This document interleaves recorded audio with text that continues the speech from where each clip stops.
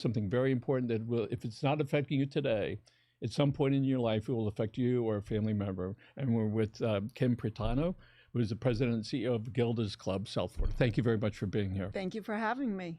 So we know that cancer affects a lot of people, a lot.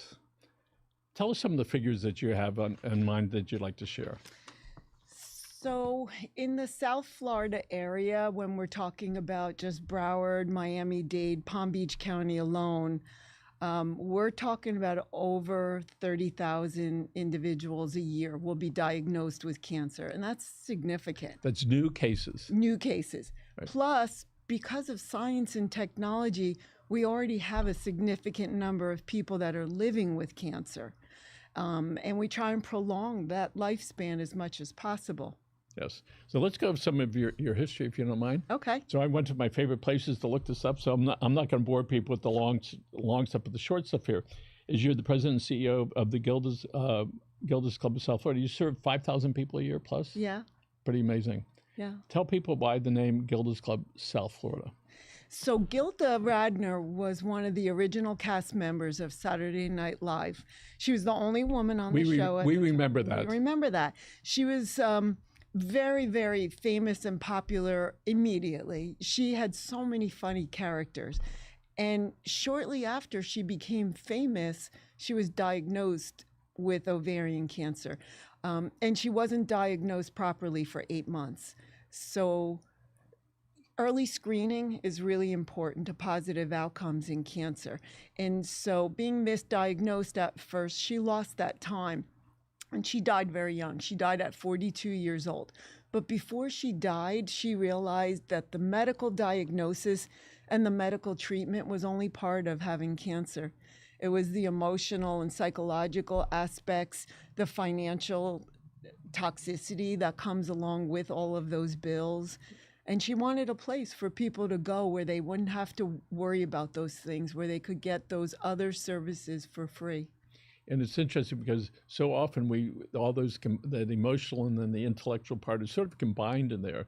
But what I'm hearing you say is it sort of gets splits apart, where somebody can handle the treatment, but the emotional aspect, oh my goodness, all right, here's what I got, here's what I'm going through, and here's what I need to go through. So you've spent about 40 years in the not-for-profit world. Mm-hmm. My whole life. So often when people are involved with not-for-profits, there was some moment in their lives they said, this is what I want to do. Can you share with us what that moment was? Since I can remember. I remember being 5, 6 years old in the sandbox, knowing that I wanted to help other people. It's my nature, it's my personality. I want to leave this world knowing that I did something to make it better than what I found it. It's wonderful. I was taking a personal growth seminar years ago. They have a 90-minute exercise, and one of the things they ask you for is what you want to do. Mm. I wrote down help the hopeless and the hopeless and the helpless. It was such an awareness. And then recently, I've been involved in this my entire life. Recently, as we're able to communicate with more people faster and to be able to help more people, we realize that about 45% of the shows we do are not-for-profits. Mm-hmm. Because we understand that we can help those people by helping these other people so that we can make this place a better place. Let's talk about you have your master's in social work and criminal justice, of course, all right? And let's talk about your sports that you like to be involved with. So I practice and I teach Krav Maga at Krav Maga Worldwide in Fort Lauderdale. Why don't you tell people what that is? So Krav Maga is the Israeli self-defense system. And so everyone in Israel has to fight, whether you're young, old, male, female, whether you're strong or not so strong. You have to be able to have a technique and a system of defense that works for everyone, because everyone serves in Israel. And so Krav Maga is a self-defense system, and it incorporates a lot of things from all the different martial arts that you can think of. If it works, it's in Krav Maga. And so I love it. I went there. I don't know what I was thinking when I went there about how long I would stay, but I never left. I loved it. It builds confidence. It builds Well, it keeps me physically fit. How long have you been doing this? 12 years, and I teach too. Good for you. Mm-hmm. What's the age group of those students? We're in South Florida, so the age group spans from young kids, although we don't have as many young students. We're just building our youth program now, but we have people into their 70s that train Krav Maga. Well, thanks for doing that. You're welcome. So let's talk about the services and the mission of Gilda's Place. Tell us. So the medical component of cancer is about 20% of the clinical part is about 20% of the issues that affect positive outcomes in cancer and in most diseases. The other 80% is the psychosocial, your employment, your education. Those are the things that Gilda's Club aims to address. And we do that by providing a community of support where you can come and get whatever services you need. You pick and choose based on what you need at the time. And there are other people that are there going through a similar journey to yours. So what's it like for somebody that is living their life and everything was great, and maybe they have kids, maybe they don't, the marriage is good, they're working, maybe some advanced education, they go to the doctor for a checkup and they go, sorry to tell you, but here's the problem. Tell us what it's like for somebody when they wind up with you and you're like their first stop after getting a diagnosis. Yeah. So for all of us, when we go to the doctor, we're all thinking everything's going to be fine. There's nothing wrong with me. Doctor's going to tell me that everything's okay and I'm going to walk out of here in 5 minutes. And when you walk in and that doesn't happen and you hear the word cancer, the world stops. And you start assessing, how long do I have to live? What about my family? If you have kids, what will happen to them? Am I going to be able to afford treatment? What is that going to cost? Am I going to lose my job? You start thinking all of these things. Let's talk about with men, that have always been the hunters in the family and the provider, and the little woman stays at home and takes care of everything, but certainly more expressive, if you will, with their female friends. What's it like for a guy who's, like pounding his chest and he goes to you and he sits in front of you and he tells you what's going on? What's it like for them? It's hard for men to be as expressive with their emotions. And I think what helps is the other men and the other people that are out Gilda's Club expressing themselves, going through the same thing or similar. I shouldn't say the same thing. Everyone's experience is a little different, but they're going through a similar journey. And that shared journey helps when you hear another man in front of you sharing in a support group. It makes it okay for you to share. Years ago, I was doing a study on how many places men could go where there were prostate support groups. Mm-hmm. I don't know if I found any. Gilda's Club. All right. It was an extraordinary event. Mm-hmm. And then one hospital told me, okay, well, here's who's coming this week. We have the leader, an intern, and one guy. That was it. So that really, I think, goes to show, among a lot of things, where men, particularly for prostate cancer, have this problem in communicating. Let's talk about the spouses and the children, and then the siblings of those. What's it like for them, and what services you provide? So first, we provide services for the family members, children, and they can receive all of the same services at Gilda's Club at no charge. For them, cancer affects the whole family. So when we're whispering and quiet around children, they're smart, they're intuitive, they know that something is wrong. They don't know the details, but they know that something is wrong, and their imagination tells them that it's something maybe even worse than reality. What's your web address? Because we're going to put it up on the program. It's www.gildasclubsouthflorida.com. miami-dade.org. Everything is spelled out. So people can go there. They can Go there. They can see all of our services. They can register. They can come in for a tour and see what we're like. We have there's a doctor nearby. Her name is Dr. Tina Carroll Scott. She runs the South Miami Children's Center. She's a pediatrician. 17 years ago, she gave up her practice in Bal Harbour. Bal Harbour would be like, one of the ritziest places in Dade County, South Florida. She gave up that practice to come over here to help the kids that needed the most. So I would always refer to the kids as, she said, Michael, you don't understand. It's a family. Mm-hmm. She refers to them as their family. All right. So when she's treating this child, she's actually, it's the whole unit. Mm-hmm. In this particular demographic, half the people were divorced, so it would typically come in with the mother and a couple of the other kids. So what's it like for them when the little kids come in with the mom and they're looking around and they start hearing this cancer conversation about survival and things like that? What is the impact on them and on you and your staff? So we do a lot of things that are age appropriate, developmentally appropriate.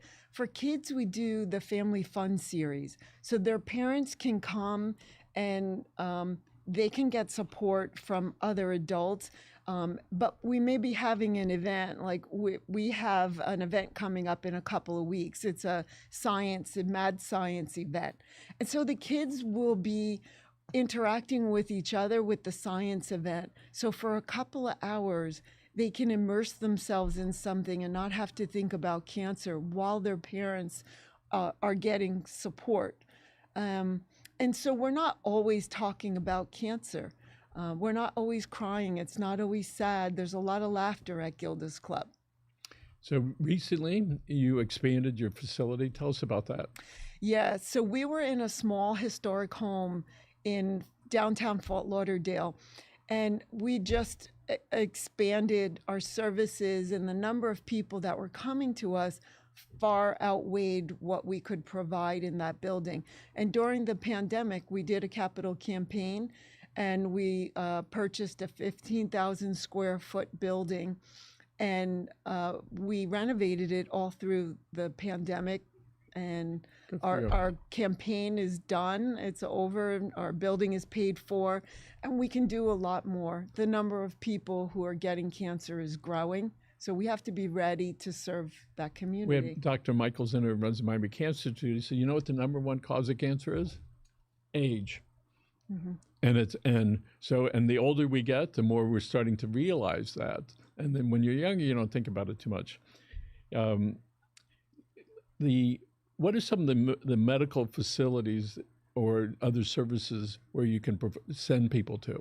So we work with all of the oncology centers. We're lucky in South Florida. We have Baptist Miami Cancer Institute. We have University of Miami. We have Jackson. We have our Broward Hospitals, Memorial, Broward Health, Holy Cross, Cleveland Clinic. So we're very lucky. When you start getting into some of the states in our country, Montana, they have to drive 175 miles to get to a cancer center sometimes, depending on where they live. So if somebody goes to you and they say, I need these other services, mm-hmm. you haven't, when you bring them in, you ask them what their living is like, and then yes. You can help them get help. Yes, we can. So we have some grants that allow us to provide financial assistance, but we have a computer lab. If people need Medicaid, Medicare, depending on how sick they are, if they're not returning to work, they're going to have to apply for Medicare. And you can help them with that. Yeah, we can help them with that. So frequently that's the worst time of their lives. And they're not really thinking the way they would normally think. So you can take them by the hand and guide them through this and assist them. Yeah. A couple of years ago, I'm not feeling right. I go to my doctor and goes, sitting on the thing, and he puts his hand on my shoulder. He goes, "What's wrong?" I said, "You know what? I just needed to take a pause. I just needed something." I said, "I'm already feeling better." He said, "Well, since you're here, let's go through this." But it was just, I needed to take a break. And so when somebody's feeling that and they've had cancer, they can go to and take a break and get some direction and have somebody that cares about them, that's not a burden on their family. But let's talk about what happens to the caregivers, the family unit.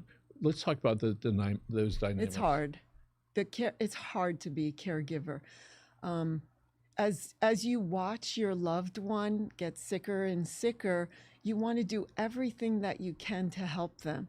It's almost a feeling of wanting to save them, to keep them alive, and they really take on a burden. And it's important. When they come to us, we're happy because they can attend our educational workshops, they can attend our healthy living classes and get some stress relief for themselves. They can also go to support groups and hear from other people and hear that, one, that it's normal, and two, that we don't have that much control to save another human being, unless we're a doctor or, Yes. We have some kind of expertise.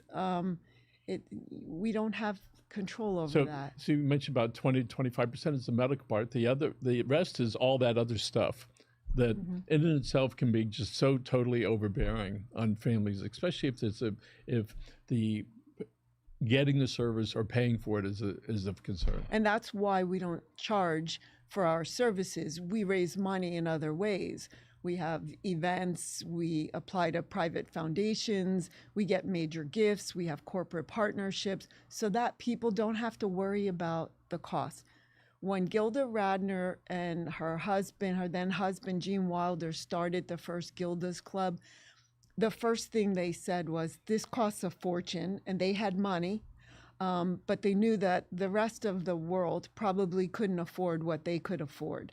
And they were adamant about not charging for services.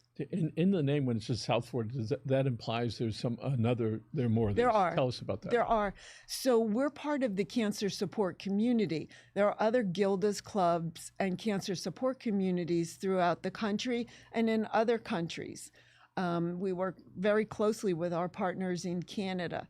And so we work together as a network of providers. If someone comes to me, and very likely in South Florida, people come and go back and forth to the Northeast a lot here. When they're in the Northeast, they can go and visit our Gilda's clubs that are in the Northeast, in New York, in Massachusetts. So when a client goes to you, within your system, and then also in other areas, they can find a support system. So if they needed some help in this arena, they know where to go, and you can direct them. And we'll help them with that, yes. That's extraordinary. Tell us about something that's really unique that you do and the services you provide. I think the most unique thing that we do is provide a community of support and hope. That's not something that's usual. You go into places and you can receive a service, whether that's at a hospital or a nonprofit, but building a community of support, you said it before, where everyone is family, that's not usual. And we need to know that there's a place we can go. Even family members don't always understand what the cancer patient is going through. So they need to be able to go to a place where others understand. The caregivers need the same thing. The children need the same thing. And that's what we provide that is so unique. We break down barriers to care. We look at, okay, what are your barriers? Why aren't you going for your treatment?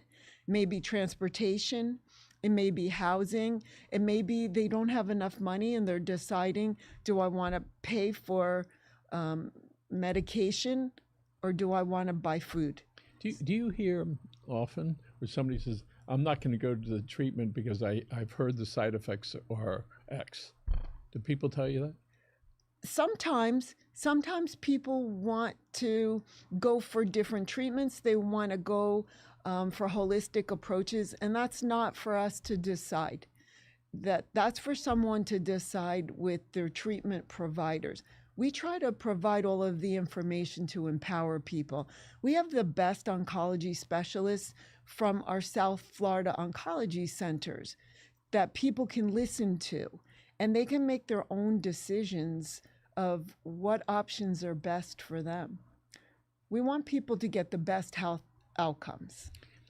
So lots of times when there are friends of the one that has the cancer, they don't know what to say. When they call them up, say, by the way, this has happened to me.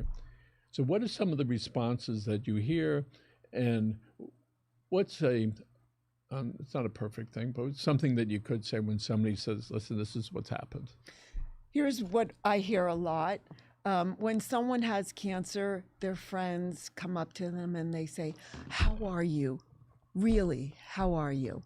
And they want to know more about the cancer and what's going on for them emotionally.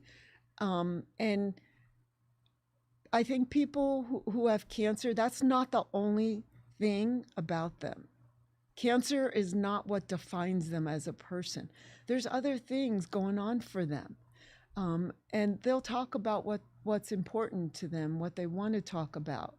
And so that friendship that existed before, it still exists now, and they want people to remember that. When my mother was sick decades ago, people, my friends or her friends, how's your mother? I said, if one more person asks me that, I'm going to strangle them, because it's just like, there's more to it than that, as you're pointing out. So it's a very sensitive thing, and just be there. Yeah. I guess if they want to talk about it, they will. Right. And so let's talk about the future, what it looks like for you and for the organization. So tell us about that. Yeah, so before you said that cancer is very correlated to age. And so when we look at the future and we look at the lifespan and our aging population in South Florida, we're preparing, we're in a growth mode. We're preparing for more and more people to come to us. We're expanding the most, and we want to expand even more in Miami. We're always searching for funding in Miami. And a lot of people are hurting. A lot of organizations are losing funding, but that's the area that we struggle with right now. There's a great need and not a lot of resources. So as medicine gets better, some of the other diseases that used to kill us, all right, get solved or managed, and then all of a sudden that little cancer cell is like there, floating around. You go, oops, right? And we see that if you look at the ages. And so let's go over again the free services that you offer. What are some of those services? So we provide 30 different support groups on a monthly basis. We have cancer educational workshops and symposiums and conferences. We provide healthy living classes like yoga, Tai Chi, functional fitness. You do the yoga classes? So I do yoga classes, not at Gilda's Club because I'm working at Gilda's Club. But I do yoga. It's gentle on the body. And it's one of the things that cancer patients can do. They might not be able to do Krav Maga. There's a lot of physical contact in Krav Maga, but they can do yoga and Tai Chi and functional fitness. We also provide social events, and the social events are important. We talk a lot about social isolation, especially post-COVID. And breaking down that social isolation is important. If you live alone and you have cancer, your life has changed. You're not going out necessarily and doing the things that you used to do, especially if you're going through treatment. But you can come for a community dinner at Gilda's Club. You can come to one of our family and fun series events. You can come to any of our social activities and still enjoy yourself and not have to worry about paying for it. When somebody goes to you, you're not giving them medical advice. No. They have their own doctor. If they want somebody else, you can say, here's a list of all these hospitals that have cancer treatment that are there. So you're dealing with that other 75% of this human being. Yes. Rather than just making this 25% making that whole thing. And I think a lot of people understand that. Years ago, somebody introduced me as this is the publisher of whatever paper, and I was just in an honorary mood. And I said, I do more than that. I remember I was like pissed off, and I said, wow, I was like surprised that I did that, because that was just this little tiny part. It was just the persona that they knew me by, right? And so people have lots of interests. So let's talk about when somebody gets cancer, a lot of their interests sort of fade away. How can you encourage them to express that? And then if they have a desire to go back and try it again. So we have a lot of healthy living courses and classes at Gilda's Club. And when you ask that question, the first two things that come to mind are art and music therapy. We have several different art classes, and we have music therapy. And I see people we have a gentleman that comes to us that plays the guitar, and I see him the happiest when he's in music therapy. And in art, we have several art classes. People who used to do different things with art years ago, and now they're expressing themselves through art. It's amazing to see the looks on their face and their product when they're done.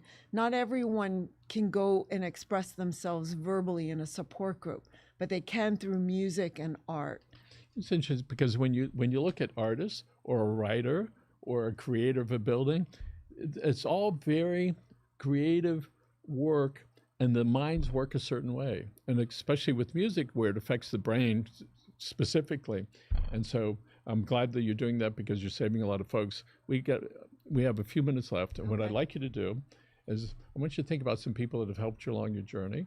They may still be with us, or maybe they're not. And if you would look into that camera and talk to them. When I was in 7th grade, I had a teacher. His name was Joseph Simplicio. I haven't seen him since 7th grade. I don't know if he's still alive, but every year he would teach us about the Constitution for 6 weeks. That's all we did. But he also taught us that the most important thing in our lives as we became adults was to get involved. And I hope he knows that because of him, I've always gotten involved in the world. And I still think that getting involved in making the world a better place is really important. The other person who was a mentor, so to speak, was my dad. My dad died young, and he only went to the 8th grade, but he was the smartest person I know. And I say that he was self-taught. He was smart because he taught me values, and that's what was important to him. It's led me through everything that I've done in my life. You can't ever take those values away from a person, and it's something that not everyone gets in life. I have that. The other person that I would say has helped me significantly in my life is my teacher at Krav Maga. I never realized what I would learn through Krav Maga about myself, about other people, and about helping people to be able to practice self-defense and have confidence in themselves. So I thank all of those people. I'm grateful for all of the people that helped me along the way. It wasn't necessarily skills that they taught me. It was character. Wonderful. Kim, thank you so much. Thank you. Appreciate it. Thank you for Again, having me. folks, where we were over here, you go to the Gilda's Club of South Florida. You go on the website, and they can find out everything about you and about the organization. And I took a look at the website earlier. Congratulations on providing great service to the people of South Florida. Thank you. All right. Thank you so much. And again, where are we looking? We're looking right there. Again, thank you for joining us. Remember, give somebody